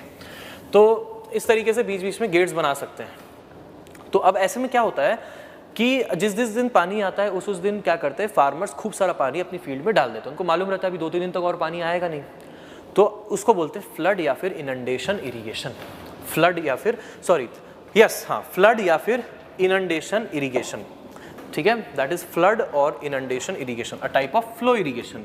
ये भी फ्लो करके पानी ले जाया जा सकता है। अच्छा, लिफ्ट इरिगेशन हमेशा फ्लड ही होता है। Lift irrigation is always a flood और इनंडेशन। जब जरूरत पड़ेगी तभी ना लिफ्ट करेंगे, पेरिनियली लिफ्ट थोड़ी करते रहेंगे, जब जरूरत पड़ेगी तब लिफ्ट करेंगे। तो ये फ्लड या इनंडेशन ही होता है, मतलब जब पानी मिले तब फील्ड में पानी को भर दो खूब सारा, इनंडेट कर दो। इनंडेशन उसी को बोलते हैं, इनंडेट कर दो, फ्लड कर दो, और जब नेक्स्ट टाइम पानी आएगा तब तक कि हमारी फील्ड में पानी पड़ा रहेगा। ऑब्वियसली इससे ओवर इरिगेशन हो जाता है, लेकिन ये मेक श्योर किया जाता है कि इरिगेशन जो पानी सप्लाई हो रहा है कैनाल में, वो ऐसा ना हो कि आज सप्लाई हुआ और 15 दिन के बाद नेक्स्ट पानी आ रहा है। ऐसे में फार्मर्स अपनी फील्ड को डैमेज ही कर देंगे। जब वो बहुत सारा पानी अगर एक बार में डिस्चार्ज करेंगे, तो फार्मर्स को पता रहता है कि सोमवार को, बुधवार को पानी आएगा, सोमवार को, शुक्रवार को पानी आएगा, तो वो लोग उस हिसाब से पानी को डालेंगे कि क्रॉप्स भी डैमेज ना हो। ठीक है, बहुत ज़्यादा ओवर इरिगेशन से क्या होता है, क्रॉप्स डैमेज हो जाते हैं। तो ये हो गए हमारे वेरियस टाइप्स ऑफ इरिगेशन। चलिए मैं एक बार रीड कर दूं आपके लिए। Surface irrigation, it can be further classified as flow irrigation when water is available at a height such that it can be directly applied to the agricultural field by only the action of gravity. Example, canal का जो irrigation scheme है वो हो सकता है एक flow irrigation. It can be further classified into perennial irrigation. Constant and continuous water is supplied throughout the crop period. पानी हमेशा अवेलेबल है throughout the crop period, that is a perennial irrigation. दूसरा, फ्लड और inundation और uncontrolled irrigation, जिसमें control कम है हमारा। Soil is kept submerged and flooded with water. जब पानी आता है पानी भर देते हैं, so as to cause thorough saturation of the field. इसको बोलते हैं फ्लड और इनंडेशन। राइस जैसे क्रॉप के लिए ठीक भी है। जैसे मैं छत्तीसगढ़ की बात करूं तो वहाँ पे मोस्टली धान की खेती हो रही है, ठीक है, राइस की खेती हो रही है। तो अब ऐसे में वहाँ पे हफ्ते में 1 दिन भी पानी आया ना तो भी कोई दिक्कत नहीं है। फार्मर अगर मान लो पानी को फील्ड में भर भी दिए, फील्ड में लबालब पानी भर गया, तो भी कोई प्रॉब्लम नहीं होगी दोस्तों। ऐसा इसलिए होगा क्योंकि आपको पता है कि राइस में ज़्यादा पानी डालने से भी प्रॉब्लम नहीं होती है। तो हम डिपेंड करता है कि किस टाइप के क्रॉप की बात कर रहे हैं, उस हिसाब से हमें छोड़ना पड़ेगा उस कैनाल में पानी। इसका lift irrigation, water is lifted up by some mechanical और manual action and then is supplied for irrigation. पहले कुछ मैनुअल मैकेनिकल एक्शन से आप क्या करिए, पानी को निकालिए, फिर सप्लाई करिए। सब सरफेस इरिगेशन क्या है? Water does not wet the surface and is applied to the root zone by the action of capillarity. ठीक है, by the action of what? By the action of capillarity. ठीक है, इसके बाद अच्छा कैपिलरिटी समझ गए ना? कैपिलरिटी क्या होती है? वही जो सॉइल में जो मूवमेंट होता है, सॉइल में वाटर का, मॉइस्चर का मूवमेंट होता है, तो रूट जोन तक पानी कैपिलरी एक्शन से मूव करते हुए पहुंच जाता है। लिफ्ट इरिगेशन का एक एग्जांपल एक फोटो के माध्यम से बताया मैंने। देखो एक कुआं है, कुएं से पानी लिफ्ट किया जा रहा है और छोटे छोटे चैनल्स में फील्ड में डिस्ट्रीब्यूट कर दिया जा रहा है, तो ये एक लिफ्ट इरिगेशन है।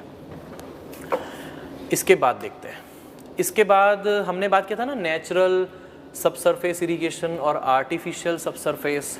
डेफिनेशन देख लीजिए उसकी। When underground irrigation is simply achieved naturally without any additional efforts, it is called as natural subsurface irrigation, ठीक है। Example, water from ground water table. मान लो ग्राउंड वाटर टेबल के नीचे रूट है, तो पूरा ग्राउंड वाटर टेबल के नीचे का पानी रूट को अवेलेबल है। अगर नहीं भी है वाटर टेबल तो कैपिलरी से थोड़ा पानी ऊपर आ रहा होगा, तो थ्रू कैपिलरी एक्शन भी पानी अवेलेबल हो सकता है। हमें पता है ना कि जैसे मान लीजिए ग्राउंड वाटर टेबल है, रूट मान लीजिए ये यहाँ पे है, इधर ये हमारा प्लांट है, ये क्रॉप है, तो कैपिलरी से भी तो राइज होता है, तो ये कैपिलरी सैचुरेट भी हो सकता है एक पर्टिकुलर हाइट तक के, ठीक है। आर्टिफिशियल सबसरफेस इरीगेशन क्या है? Artificial subsurface irrigation is when a system of open jointed drains is artificially laid below the soil so as to supply water to the crops by capillarity. It is called as artificial subsurface irrigation. इसकी मैं अभी video दिखाऊंगा आपको, वहाँ से समझाऊंगा drip irrigation कैसे होता है, ठीक है। आर्टिफिशियल सबसरफेस इरीगेशन करने का तरीका है ड्रिप इरीगेशन। इसमें देखिए अब ये जो हमारा पीपीटी फॉर्म में ये लास्ट चीज़ है जो आपको देखनी है, और वो है हमारी diversion scheme for irrigation. Diversion scheme का मतलब होता है कि फ्लो को डाइवर्ट करने का तरीका, ठीक है। तो हम क्या करते हैं, फ्लो को डाइवर्ट करने के लिए कोई एक वाटर रिटेनिंग स्ट्रक्चर बनाते हैं, जैसे फॉर एग्जांपल डैम, बैराज, इस तरह का स्ट्रक्चर होता है। अब जैसे यहाँ पे बैराज दिखाया गया है, तो जब हम यहाँ पे बैराज बनाते हैं, गेट्स को क्लोज करते हैं, तो क्या होता है, अब अगर आपने बैराज कभी देखा है तो अच्छी बात है, नहीं देखा है तो गूगल में सर्च कर सकते हो आप। फरक्का बैराज है, कानपुर बैराज है, दिल्ली में हथबंद बैराज है, आप इन सब को सर्च करके इनकी फ़ोटोज़ आप देख सकते हो, इनमें गेट्स होते हैं। इसके बारे में डिटेल में हम लोग पढ़ेंगे हमारे लास्ट चैप्टर में, बैराजेस के बारे में। Dams, spillways and energy dissipator में डैम, वियर, बैराज, इन तीनों पे डिफरेंशिएशन करना भी सीखेंगे और बैराजेस भी देखेंगे, ठीक है। तो यहाँ पे क्या होता है, यहाँ पे पानी भर जाता है, मतलब हम भरते हैं, और उसके बाद फिर पानी जो है नियर बाई एक सबसे बड़े कैनाल में सप्लाई होता है।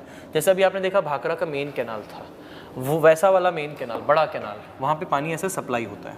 फिर उसी कैनाल में फिर गेट्स लगे रहते हैं, फिर वहाँ से फिर छोटे छोटे कैनाल निकलते हैं, उसको बोलते हैं ब्रांच। ब्रांच से फिर और छोटे छोटे होते हैं, उनको बोलते हैं डिस्ट्रीब्यूटरी। अच्छा, डिस्ट्रीब्यूटरी में भी मेजर और माइनर हो सकते हैं। मेजर डिस्ट्रीब्यूटरी वो होते हैं जो ब्रांच से डायरेक्टली कनेक्टेड होते हैं। मेजर डिस्ट्रीब्यूटरी वो होते हैं जो ब्रांच से डायरेक्टली कनेक्टेड होते हैं। मेजर डिस्ट्रीब्यूटरी के बाद जो छोटे छोटे चैनल्स और जाते हैं उनको बोलते हैं माइनर डिस्ट्रीब्यूटरीज, उनको बोलते हैं माइनर डिस्ट्रीब्यूटरीज। फील्ड में पहुंचाने वाले जो चैनल होते हैं, फील्ड में जो पानी पहुंचाने वाले चैनल होते हैं, उनको बोलते हैं हम फील्ड चैनल या फिर वाटर कोर्स। वाटर कोर्स कहते हैं या फिर फील्ड चैनल कहते हैं। ये वो चैनल होते हैं जो किसी फील्ड में डायरेक्टली पानी को पहुंचा रहे होते हैं। तो ऐसे कोई वाटर कोर्सेज होंगे, तो इसको हम लोग वाटर कोर्स कहेंगे क्योंकि फील्ड में पानी को डायरेक्टली पहुंचा रहा है। इसको भी हम एक वाटर कोर्स कहेंगे क्योंकि फील्ड में डायरेक्टली पानी को पहुंचा रहा है। तो जो फील्ड से डायरेक्टली कनेक्टेड है वो फील्ड चैनल या वाटर कोर्स। उसके बियॉन्ड जो भी है वो फिर अगर अगर डिस्ट्रीब्यूटरी तब बोलेंगे जब ब्रांच से कनेक्टेड है, और ब्रांच से कनेक्टेड नहीं है तो माइनर माइनर माइनर कह जाएंगे जब तक कि फील्ड चैनल नहीं आ जाता। तो बीच वाले जितने भी होंगे सब माइनर डिस्ट्रीब्यूटरीज होंगे, समझ रहे हैं।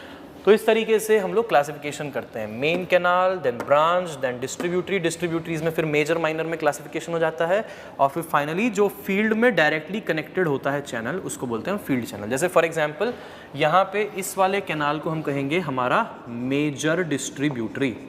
ये वाला होगा हमारा एक फील्ड चैनल ही होगा, क्योंकि ये वाला भी मैंने फील्ड में दिखा दिया, तो इसको भी के लिए हटा दो, ये वाला हटा देते हैं, इसको अलग कर देते हैं, ठीक है। ये फील्ड चैनल में लेकर के जा रहा है, तो हम कहेंगे मेजर डिस्ट्रीब्यूटरी से डायरेक्टली एक फील्ड चैनल कनेक्टेड है। फील्ड चैनल भी छोटे छोटे पार्ट्स में डिवाइड होकर के और भी जगहों पे पानी को पहुंचा सकता है, यहाँ पे इस तरीके से। अगर ऐसा नहीं होता, जैसे फॉर एग्जाम्पल दूसरी तरफ देखिए, दूसरी तरफ फॉर एग्जांपल ये एक और डिस्ट्रीब्यूटरी निकलती, तो हम इसको बोलते हैं माइनर डिस्ट्रीब्यूटरी, और इसके बाद फिर एक और चैनल निकला है और वो फिर फील्ड तक के पहुंचा रहा है, तो फिर हम इसको बोलते हैं फील्ड चैनल, इसको बोलते हैं फील्ड चैनल। तो ऐसा करके वे क्लासिफिकेशंस हम लोग देते हैं for the diversion scheme for irrigation, जहाँ पे हम लोग बात कर रहे हैं main, branch, distributaries and the field channel, ठीक है। अब लास्टली कुछ रिलेटेड टर्म्स हैं जिसके बारे में मैंने आपको पहले भी बता दिया है, तो बस वही चीज़ें अब देखनी है। उसको मैंने लास्ट में इनकी डेफिनेशंस को दे दिया है। इसमें एक चीज़ आती है जैसा कि मैंने आपको बताया था चेक डैम वगैरह, तो वो ये सिर्फ रिलेटेड टर्म्स हैं। इंट्रोडक्शन टू इरीगेशन हमारा खत्म हो चुका है, कुछ रिलेटेड टर्म्स है जो बार बार यूज़ हो जाती हैं बीच बीच में कहीं कहीं पे, उनको देख लेते हैं। फ्लड कुशनिंग, जैसा कि मैंने आपको बता भी रखा है, उसको रीड करते हैं। The reservoirs created behind the dams may be emptied to some extent. Reservoir जो हम डैम के पीछे बनाते हैं उसको हम खाली कर देते हैं depending upon the forecast of the impending flood. मतलब अगर कोई फ्लड आने वाला है तो पहले से ही फोरकास्ट करके हम उसको खाली कर देते हैं। सो दैट, क्यों करते हैं? So that as and when the flood arrives, जब फ्लड अराइव करेगा तो कुछ पानी, some of the water gets stored in the reservoir, कुछ पानी रिजर्वायर में स्टोर हो जाएगा, thus reducing the severity of the flood. तो ऐसे में सीवियरिटी पानी की फ्लड की कम हो जाएगी। क्यों? क्योंकि अगर हमने पहले से ही खाली करके रख दिया है तो अब अगर फ्लड का पानी, मान लो बरसात बहुत तेज़ी से आ रही है, तो हम अब उस पानी को स्टोर कर सकते हैं रिजर्वायर में, वही फ्लड कुशनिंग है, राइट। अब देखिए फ्लड प्रूफिंग। फ्लड प्रूफिंग जैसा कि मैंने आपको ये भी बताया कि मैं इसको आपको डायग्राम दिखाऊंगा, तो मैं आपको डायग्राम से ही डायरेक्टली समझाता हूँ कि फ्लड प्रूफिंग क्या होता है। हमारे घरों में फ्लड प्रूफिंग की जाती है। नीदरलैंड्स, आप जानते हैं नीदरलैंड्स ने किस तरीके से वर्ल्ड वॉर 2 के बाद रिकूपरेट किया, खुद को रीजनरेट किया। वहाँ पे 1953 की बहुत द ग्रेट फ्लड आया था वहाँ पे, द ग्रेट फ्लड ऑफ 1953, जहाँ पे पूरा का पूरा शहर ढह गया था, पूरा उनका इंफ्रास्ट्रक्चर ख़राब हो गया था। और अब उस पर्टिकुलर जगह पर देखा जाए तो वहाँ पर इतना अच्छे से वेल मैनेज तरीके से वहाँ पे वाटर ड्रेनेज सिस्टम से लेकर के flood cushioning, flood proofing structures बनाए गए हैं। इंडिविजुअल जगहों को प्रोटेक्ट करने के लिए भी स्ट्रक्चर्स बनाए गए हैं। तो अगर आप ये नहीं जानते हैं तो ज़रूर से यूट्यूब में सर्च करिएगा, learning with interactions is very very important. YouTube में सर्च करिएगा how Netherland recuperated after world war, ठीक है, या फिर the great flood of Netherlands, ऐसा करके यूट्यूब में कीवर्ड सर्च मारिएगा, आपको उसके बारे में बहुत अच्छी अच्छी वीडियोस मिलेंगी, ज़रा देखिएगा ज़रूर, ठीक है। Okay, so example of flood proofing is, what we can do is we can create an embankment like this. मिट्टी का हो सकता है, कंक्रीट का हो सकता है, और उसकी फिर हम लोग क्या कर सकते हैं ना, उसकी फिर उसकी वाटर रिपेलिंग कैपेसिटी हम बढ़ा सकते हैं। कुछ ना कुछ प्लास्टिक शीट्स, आजकल तो जियो मेम्ब्रेन्स आ गए हैं, जियो टेक्सटाइल्स हो गए हैं जो वाटर रिपेलेंट भी होते हैं। तो जैसे यहाँ पे देखो प्लास्टिक शीट लगाया, अब मान लो ये यहाँ पे रिवर है, रिवर में पानी का लेवल यहाँ तक भी आ गया तो भी कोई दिक्कत की बात नहीं है, तब भी वो यहाँ तक नहीं पहुँच पाएगा। उसके अलावा और भी तरीके हैं। यहाँ पे क्या करते हैं ये लोग, जो डोर्स होते हैं ना, डोर्स को वाटर टाइट बनाते हैं, एक पर्टिकुलर लेवल तक के वाटर टाइट डोर्स होते हैं, इस तरीके का डोर्स होता है। यहाँ पे एक पार्ट होता है ऐसा डोर का जो वाटर टाइट होता है कम्प्लीटली, वहाँ पे एनक्लोजर्स बने रहते हैं ताकि पानी अंदर ना घुसने पाए। जनरली इन घरों को ये लोग जो बनाते हैं, ये थोड़ा ऊपर वाली हाइट पे, इनका जो प्लिंथ लेवल होता है ये थोड़ा सा ऊपर होता है ग्राउंड लेवल से, ताकि फ्लड अगर एक लेवल तक आए तो घर में ना घुसे।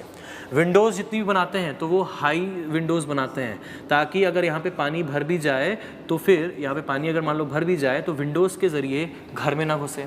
इन सब तरीक़ों को हम कहते हैं flood proofing. Water tight closures, water tight, जैसे मान लो कोई एक बिल्डिंग है, उसको कोई इंपॉर्टेंट बिल्डिंग है, जैसे फॉर एग्जांपल कोई एक बिल्डिंग है जहाँ पे हमने बहुत सारा स्टोर करके रखा है अनाज, यानी कि ग्रेन्स, बहुत सारा ग्रेन स्टोरेज है। अब हम नहीं चाहते कि बाढ़ आए तो भाई वहाँ पे पूरा का पूरा स्ट्रक्चर भी ढह जाए और साथ ही साथ हमारा जो पैदावार है वो भी नष्ट हो जाए, तो वी डोंट वांट दैट। तो इस तरीके के इंडिविजुअल स्ट्रक्चर्स के अराउंड भी हम इस तरह की फ्लड प्रूफिंग कर सकते हैं। तो this is the example of flood proofing दोस्तों, ठीक है। आगे देखिए, artificial recharge of ground water. कैसे करते हैं आर्टिफिशियल रिचार्ज ग्राउंड वाटर का? There is a very very good technique which is called as the provision of check dams. The provision of check dams.